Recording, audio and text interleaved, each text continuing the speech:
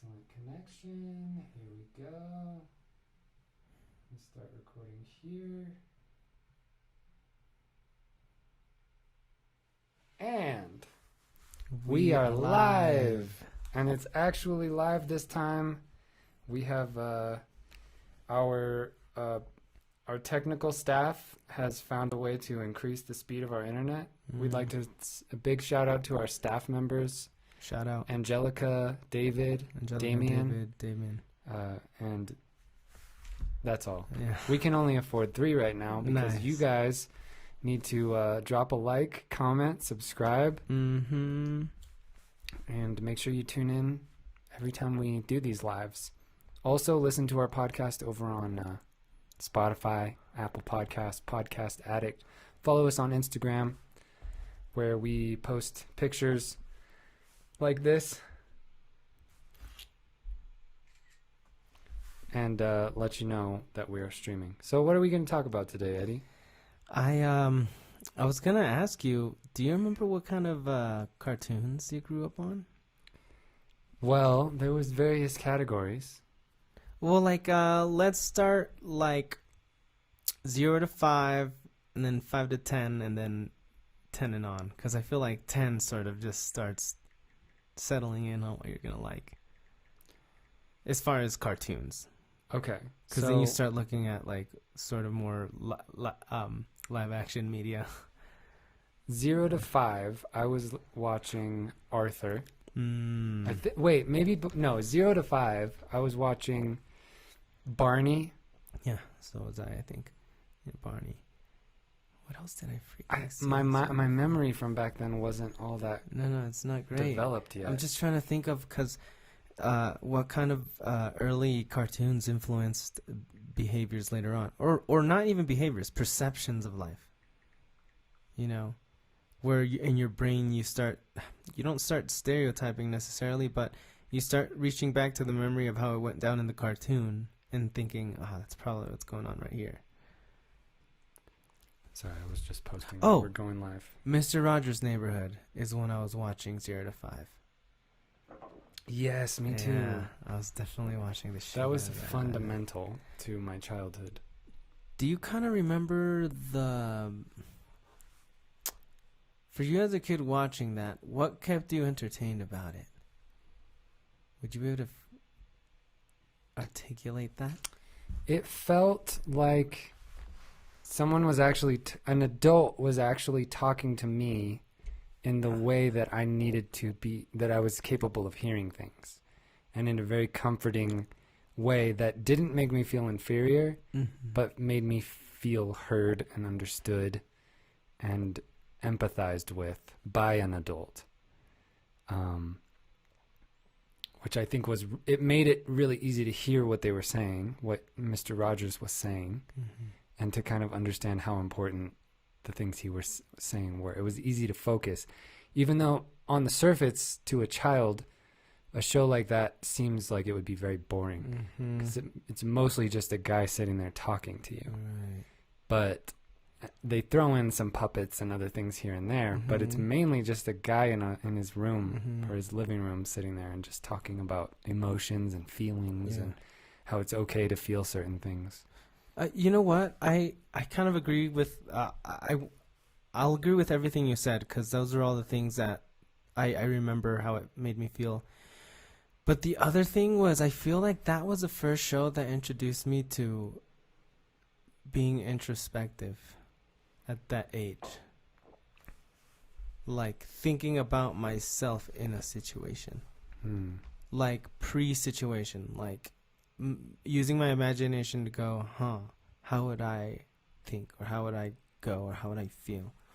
Because that was the way Mr. Rogers kind of introduced the topic. Because he was talking about how you would feel, and so you could remember situations where you felt like that. But then he goes on about being mature about it. It's just that made me think a lot about myself first. When it made me think about my actions. That show, it made me think about that without there being because you're right. At first, it looks boring because there's no action. There's no like bonks on the head and falling down and like explosions when Squidward falls down freaking the cliff and stuff. Right. You see what I'm saying? It doesn't have that hard stimulation.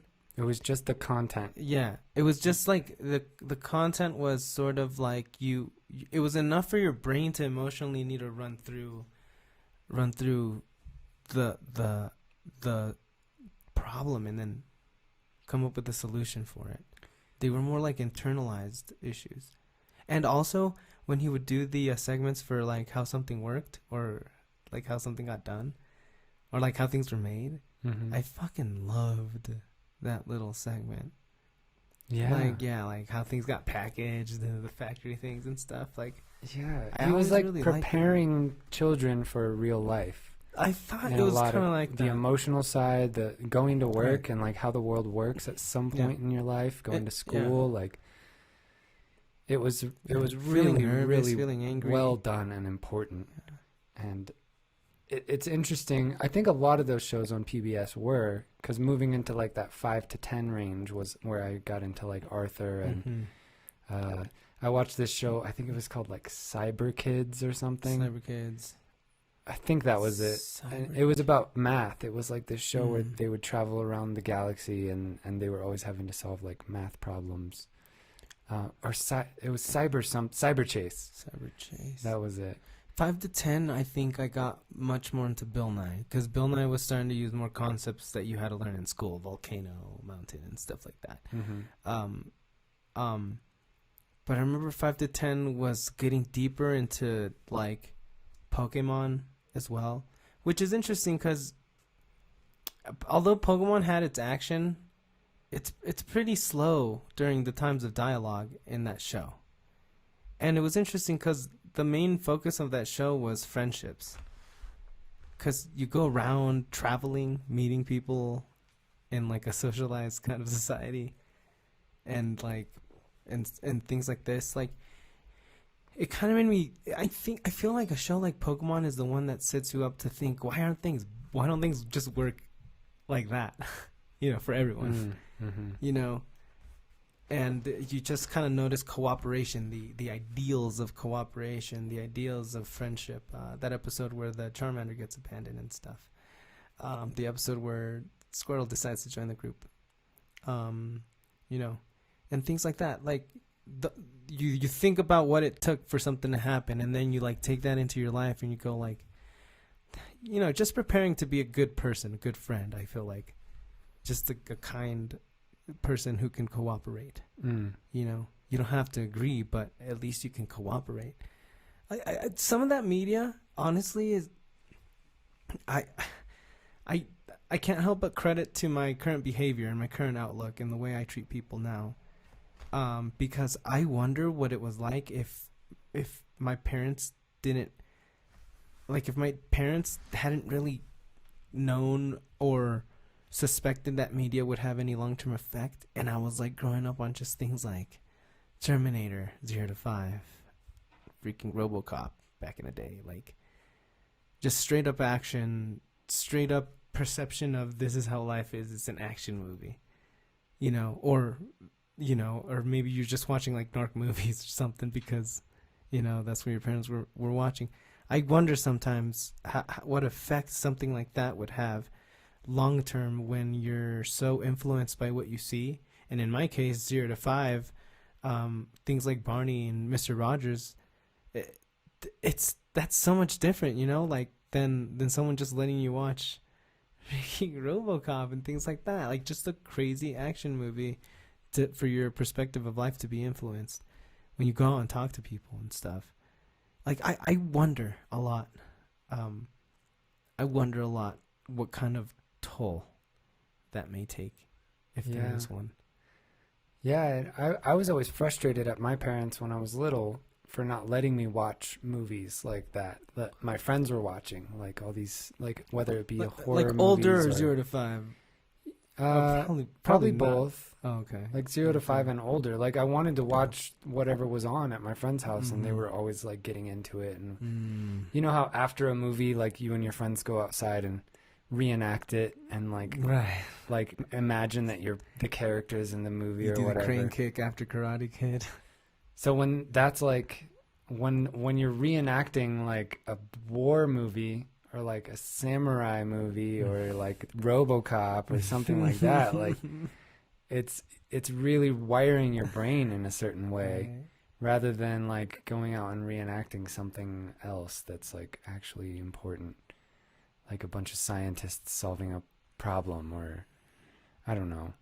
It's strange the way our at some point, like a certain amount of stimulation. I was just thinking earlier, like it's interesting how a certain amount of stimulation is not a good thing. Like Mr. Rogers, for instance, does not provide, like you were saying, those, like what SpongeBob does, where it's this constant euphoria, this rush of funny mixed with like explosions and like the crazy stuff happening that's just flooding your brain with dopamine.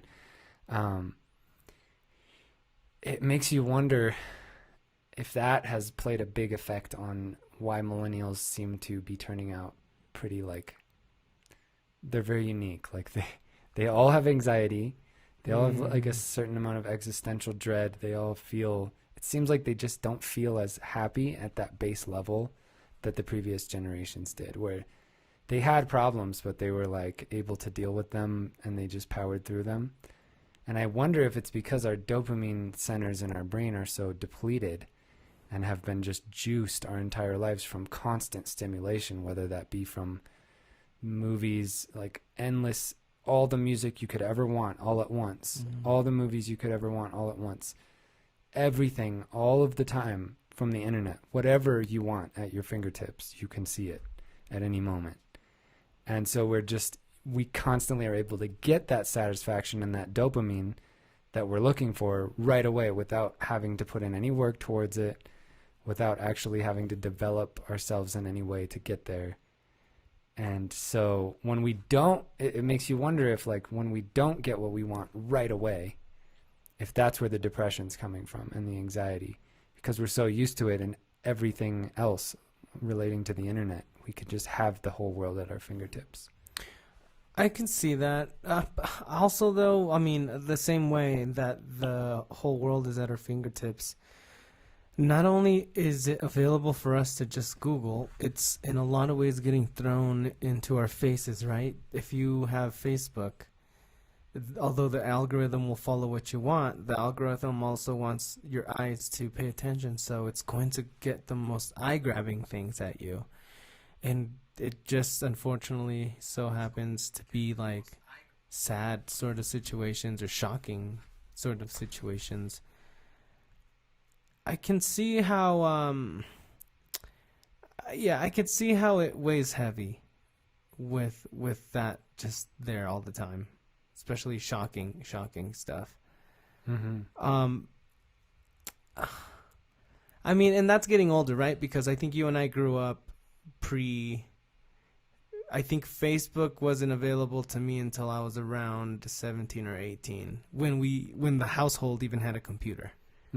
Because even then we only had flip phones, which I mean, if you accidentally hit the internet button, you had to immediately start hanging up because you couldn't afford that luxury. Yeah, it's so we had like Windows 95 and stuff when I was younger, where when I was maybe 12, 13ish or 14, around then we were able to play like Snake and stuff on the computer, like those little 8-bit video games on floppy disks. But definitely, like, dial-up internet wasn't practical. Like you could pull up a Word document of some kind or an article and it would take 15 minutes to load one line at a time going down to where you could finally read the whole article. So it wasn't like you still had a certain level of having to wait and work for information. Right. But at the same time, that's how slow it was for someone seeking out the information. It wasn't even, there was no software that could make it seamless like Facebook, where you're just scrolling and it's clear video starting immediately after video starting immediately. You can just scroll Right. and its video starts going. Boom, boom. Imagine that it was like scroll and you had to wait for it to load. Scroll and then you had to. Yeah, that's how it was. Yeah. And it was really bad. Not only did you take, 5 minutes to get onto the internet, like through AOL or dial-up Yeah. or whatever you were You had to using. use your time wisely, so you had to be specific about what you were looking for And that internet So slow. sound of the dialing in, on the phone. man, Gen Z will never know what that sound Yeah. is. The Yeah, like you just broke something. Like you broke the phone. yeah, you're like, what's happening? Ah, Aliens are trying to Jesus. communicate with me. That's funny. But yeah, it's amazing going from that to now we're all able to just if a page takes 5 seconds to load, we feel impatient and we want to Yeah. throw our phones. Like we're like, what's wrong Yeah, with the what's wrong internet? with the internet? Why is my LTE not working Yeah. fast enough? Yeah, Like man. it took 5 whole seconds for this 20-hour video to load. Like this is unacceptable. That's funny as fuck. So it makes sense. We're all very impatient now, Mhm. probably because of media and social media, and the way that it's just all at once. We have whatever we want at our fingertips. So that's got to seep into the other areas of our life, like at work or with our families or our relationships. Like if something's happening that's not going quickly enough for you, or things aren't moving at the speed that you want them to, it probably triggers that same feeling of like when it takes 5 seconds for a web page to load, you're like, this is unacceptable. Like it needs to go. I need it now. I need to have, my life savings in line so that I can buy a house now.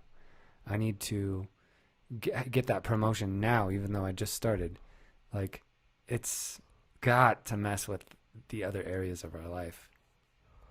I suppose if you're someone who gets born into just that, it happens immediately, versus someone like us who we had to grow up with it improving. We got used to the fact that things improve. So it's like, for us, it's like, I can't wait for the next software or the next this or next that, rather than, why is this fucking happening right now? Because we weren't born into a perfect fast internet. We got used to a developing internet. We got used to a developing iPhone. Like that was us living through the iPhone fucking getting better. Mm-hmm. So I feel like our generation is a little bit more used to understanding how technology advances, but you're right. It feels like the next one where it's more like their first phone was a freaking LTE iPhone.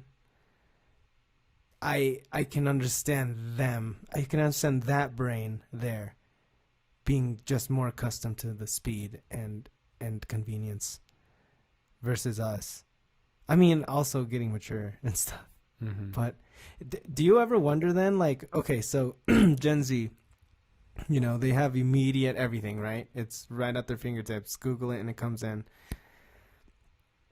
What could the next generation be used to that is more than fast, immediate results and information? That's like worse Yeah, for us? Yeah, that's like, you could say worse, but that you could say influences a behavior where your expectation is just insane. I think it's probably the shortening of the media. Like it creates even less of an attention span. Like when we were growing up, even at the early stages of YouTube and Facebook and other things, like we were saying, like when you did go to watch a YouTube video, it was like 10 minutes long. And you'd watch this whole comedy sketch or someone doing this silly song that they wrote a parody of, or it was always like you would even though you could have it right away, you would pull up the media and then you would sit down and watch it for like an extended period of time, like a thing, And so you could watch 2 or 3 videos a day. The difference now is with things like Vine and then TikTok is we've taken our attention span for those longer form content pieces and crammed it into 6 seconds or 15 seconds. So that's why it creates this, you're viewing short things for a quick burst of dopamine, whether that's a little funny sketch that lasts 5 seconds, or some girl dancing in a bikini, or whatever it is. It's like it's constantly firing this quick little hits of dopamine at you. And so sitting and when like a video on TikTok pops up that's a minute long, it feels like an eternity. And 15 or 20 seconds into the video, no matter how good it is, you've gotten that dopamine already, and you move on.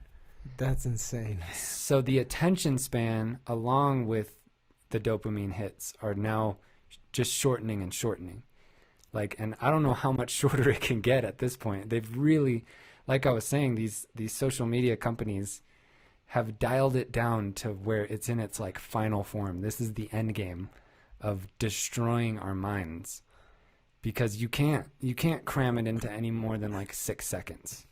Like once you can get a video to go viral and get 4 billion views, and it's 4 seconds long, and most of them are that short, it's there's no turning back. We can't go back to long form content.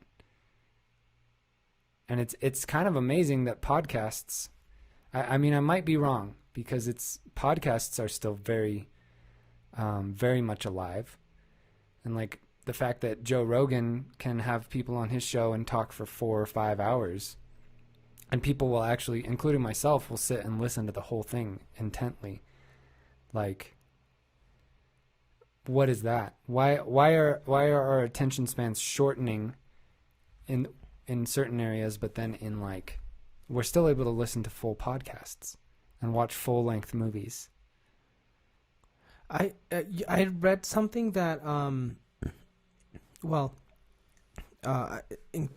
I used to think like and I think the impression people have about dopamine is where what happens is the dopamine hit happens when you get your reward, and what happens is that most of the dopamine activity happens during your activity to get your reward, and so it actually doesn't peak when you get the thing that you were wanting. It's peaking while you're working towards it, and then it drops after you get it. Like drops off. It doesn't mean that you just are unhappy. It just means that the dopamine level starts to decline at like the reward. And it's interesting because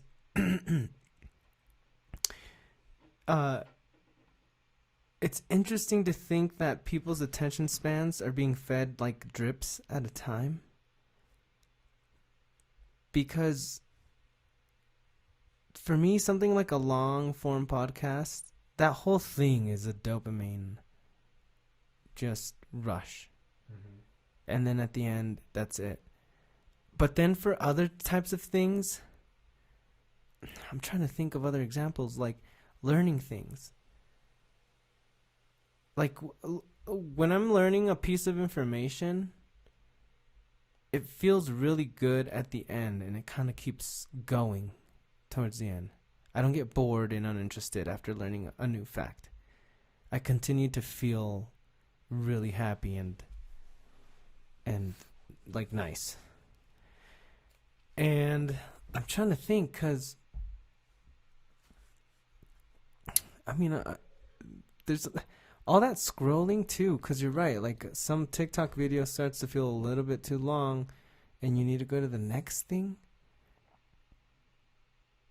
It's interesting how that works, because it kind of feels like it's more of a continuous hit, because you're going whole video after whole video, right? Because they feel like, well, it's 5 to 10 seconds, done with it. Like it's like feeling like you had a big portion of dopamine, but in a short amount of time. And that's got to be bad for our brains. Like, it's got to be. When I feel the least depressed and the least anxious are periods where I haven't really touched my phone for like a month. I've like not really been on social media. I haven't been scrolling through. I've been spending a lot of time outside, spending a lot of time with my friends, like actually interacting with real humans instead of just chatting with people on different apps or watching your friends dance around or whatever is going on these various Snapchats and Instagram and TikTok. And I feel like my dopamine receptors sort of like, I'm not not drinking alcohol to excess. I'm not like doing anything that's harming. I'm eating really healthy food, working out a lot. I feel like the combination of all that with avoiding social media, like my dopamine receptors start to like refill and recharge and grow back to their like natural state, to where throughout my day I feel pretty good, like all day long. I don't have these crashes and these ups and downs. And I think I almost wonder if it's more to do with the social media than it even is with the healthy eating or the lack of alcohol or the exercise. Like I'm sure those things affect your dopamine receptors and like your natural hormonal health in your body. But I think the thing for me that has the deepest, biggest effect is if I'm spending hours a day on social media, just scrolling through TikTok, for instance, like, and I realize I like come out of this haze where suddenly I'm like, I've been doing this for 3 hours. I haven't moved.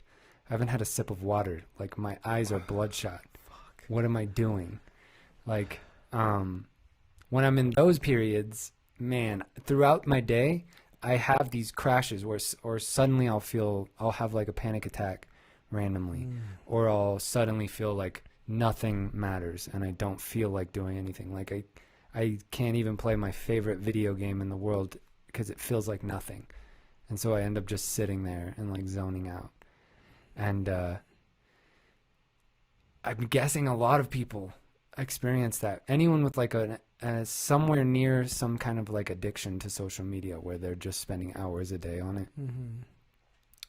Because they're getting that constant stream of just pumping dopamine into your brain and into your bloodstream, out of your brain. Eventually, it's going to run out. And that's not how they're supposed to work. When we were just living out in nature, we're not constantly getting this all-day pump of dopamine into our bodies. They're not built for that. So it's almost important. It's too much of a good feeling is not good for your body or your brain. It should be once in a while, these bursts of good emotions from achievements or spending time with friends socially or, you know, making love or eating a really good meal or whatever it is. Like you're getting this stream that way once in a while. That's just like a nice little, here's a little dopamine rather than just in your face, dopamine, flow. Which is also a lot of times it almost seems like people know they're going to get it from that scroll.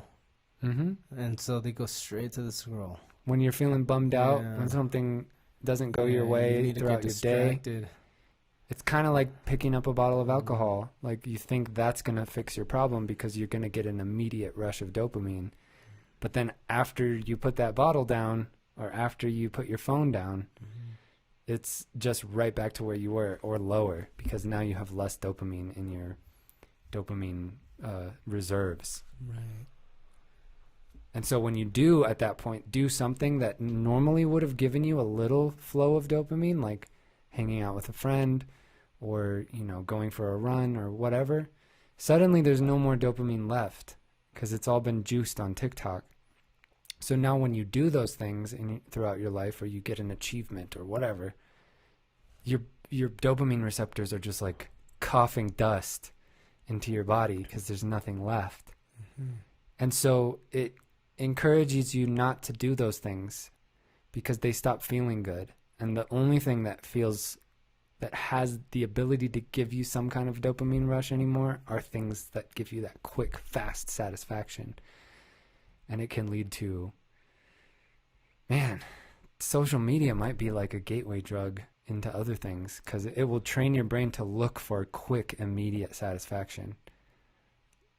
Do you think there's a way to compare the way that social media scrolling works and growing up just watching Saturday morning cartoons for 3 hours? Do you feel like there's a difference or a difference in degree maybe rather than in kind? As like a categorical thing, I think they're similar.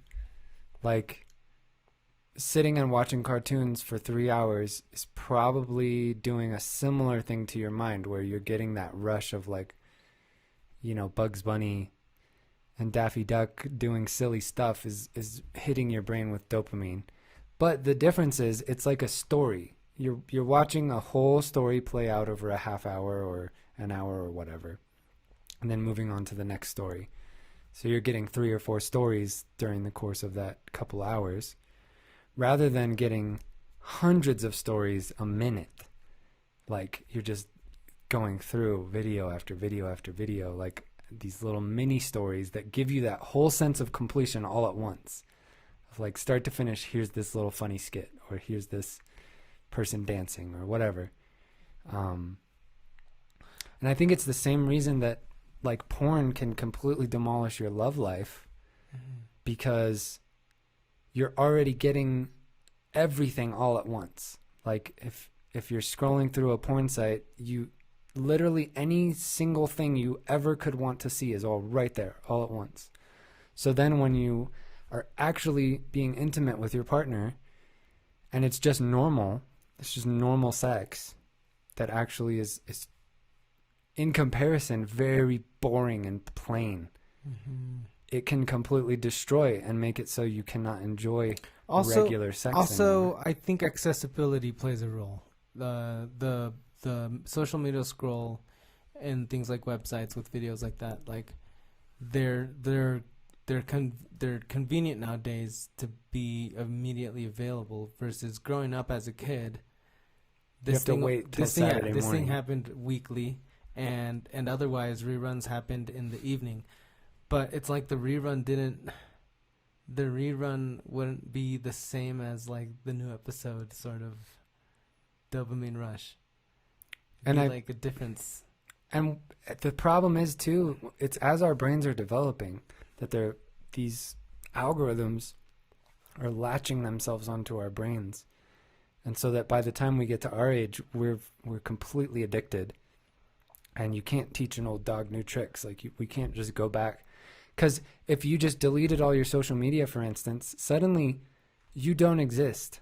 In this world that we've built, this internet world, you cease to exist, other than to the few people that are right around you. Like even to your grandparents these days. Like they're connecting with you by seeing what you're posting on Facebook, watching your videos, like seeing that you posted a new song that they can go listen to, like whatever it is. Suddenly you lose touch with so many people, and arguably they're all people that don't matter at all. Like if you have 30,000 followers on TikTok or Instagram, if you delete your Instagram, you're disconnecting with 30,000 people that don't give a shit about you as a person. They don't actually care about you. You've never met them. They mean nothing to you other than they're maybe providing a revenue stream for you or giving you more likes or views. Well, in which case, to you can say to you they're not really anything. Right, right. And so, but my brain at least is, when I think about that, like I can tell myself, I know it would be really good for me to just delete all my social media.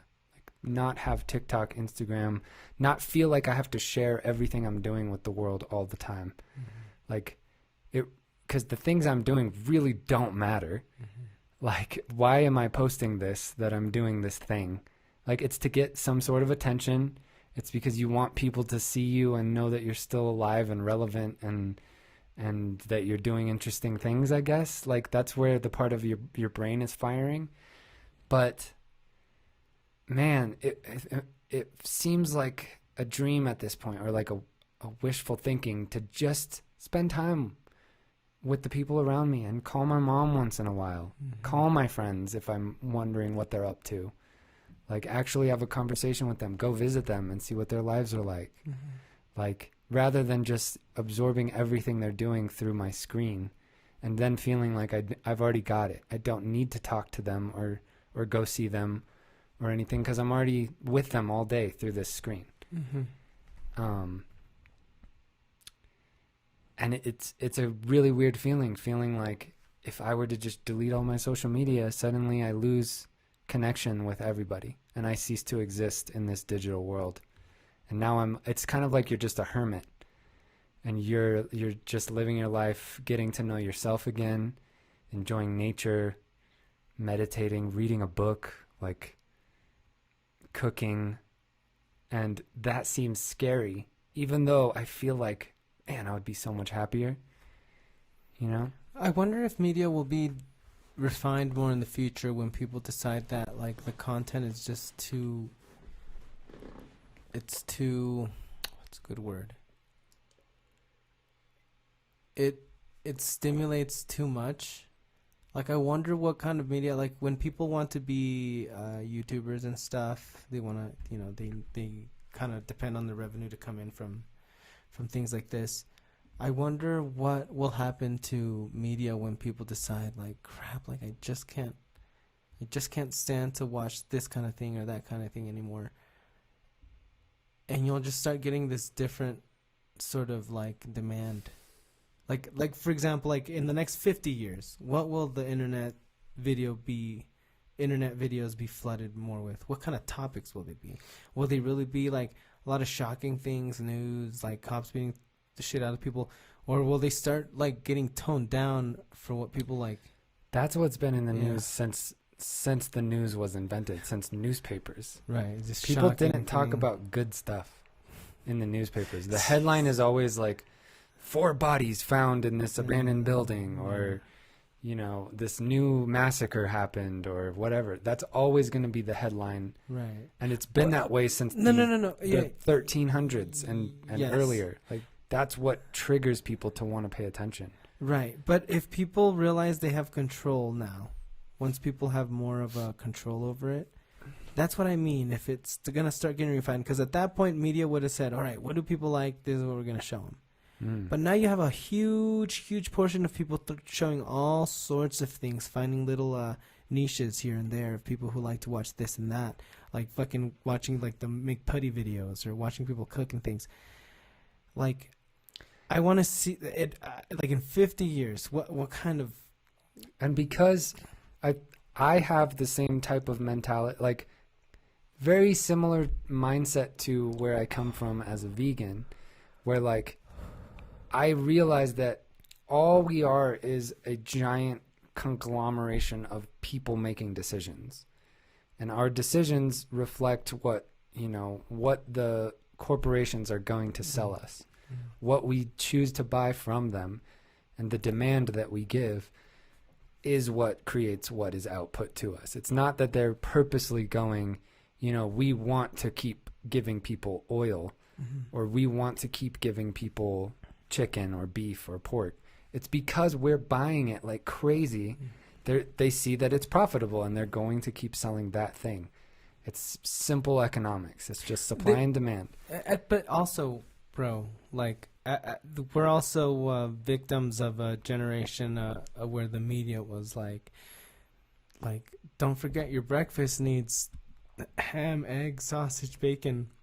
And again, no control over that information. Yeah, it does. It goes both ways. Yeah. Like, because they've noticed that a thing is profitable, they will do whatever they can to perpetuate and brainwash us into always wanting that thing, because they know the alternative. They can't sell us.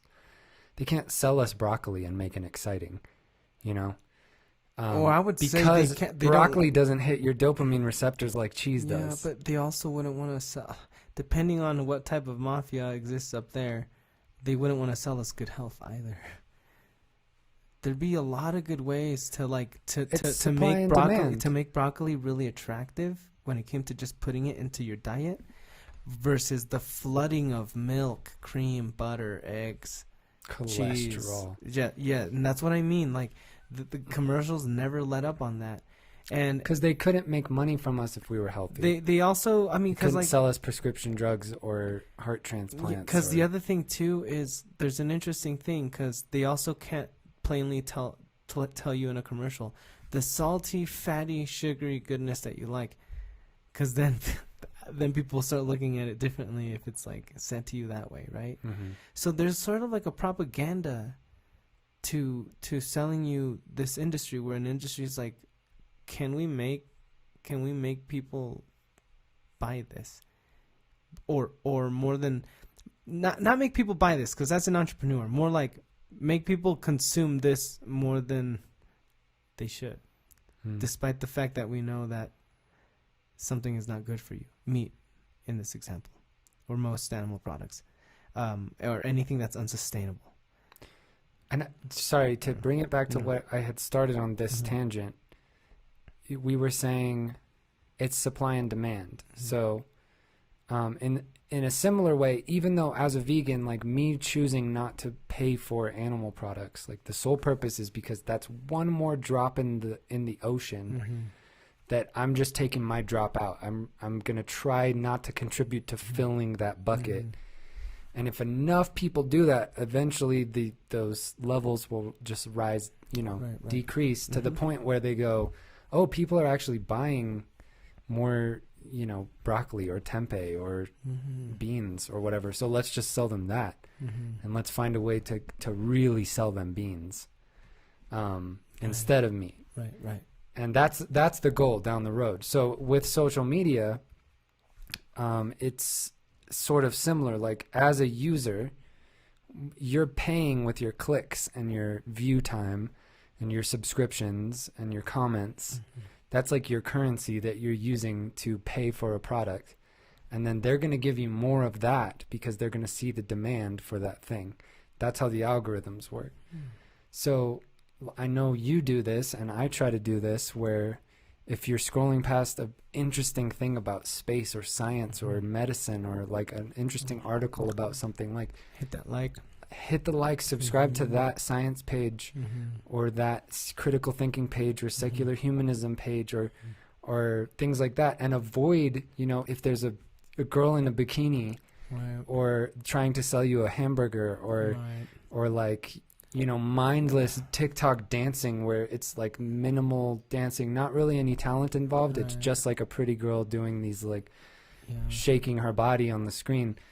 That's not helping anyone. It's not leading to a better society.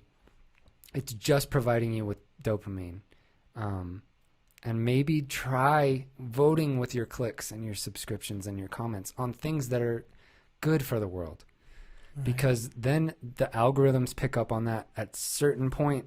If enough people float in that direction, which is just like with meat, dairy, and eggs, it's a fever dream at this point. Like to think that it's actually going to make a giant difference. Like for me, like maybe 2 or 3 people throughout my life I can convince to eat a little less meat, which makes a difference. It multiplies outward, and they do the same thing, and they do the same thing. It does something. Yeah. And I'm not saying that it doesn't do anything, but even with that impact, like our meat consumption is going up and up and up and up every year, even though veganism is rising 600% a year. It's like it's really just a drop in the ocean to the problems. And that's the same problem with climate change.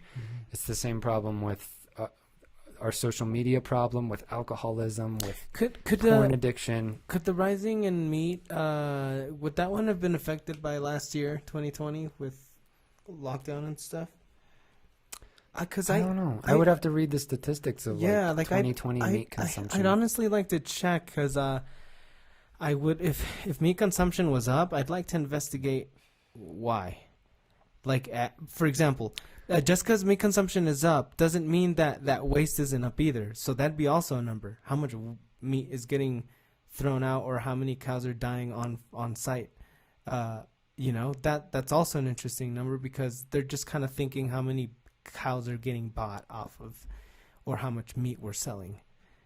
Not how much meat is getting actually consumed. There can also be waste, and what if consumption is down and waste is up?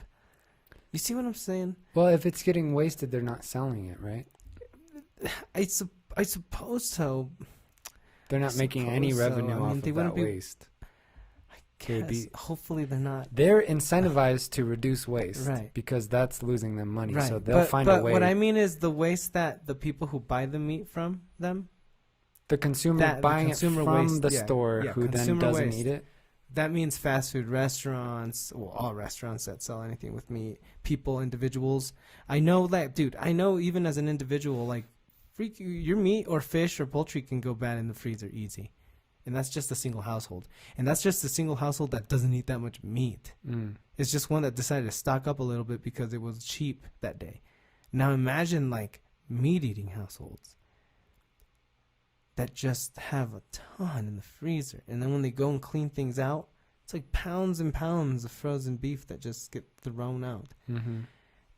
I think about that a lot when I think about the fact that we have factory farmings that get subsidies.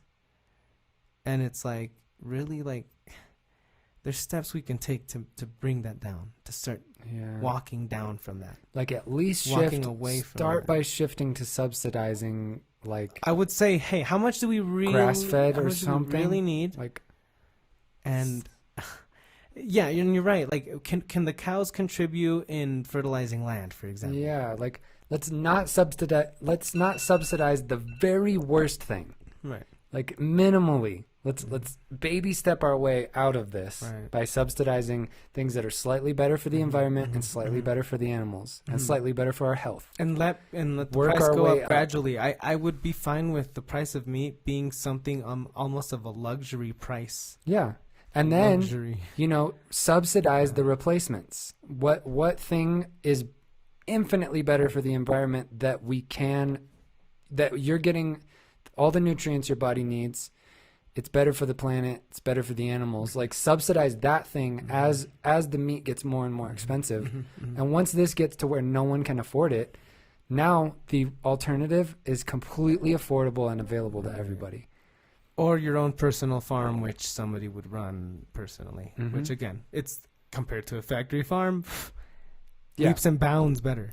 Yeah. Leaps and bounds. And I'm not one of those vegans that's like, no, all or nothing. All or nothing. Everyone at once needs to go vegan today. It's like, it's going to be a very slow climb out of this. You'll be happy to see the direction. Whatever steps we can take out of this, like, I want this planet to still be here sustaining human life 500, 1,000, 10,000 years from now.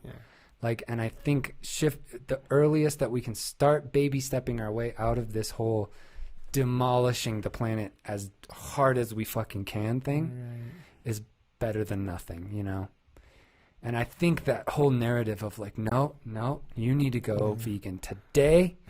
And like, screw you for trying to eat more grass-fed or whatever, looking for a way to make it more ethical or make it more healthy. Like, do whatever you can. Like, if you feel compelled just think about it. Just think it through and make better decisions, like, baby steps. Do your thing.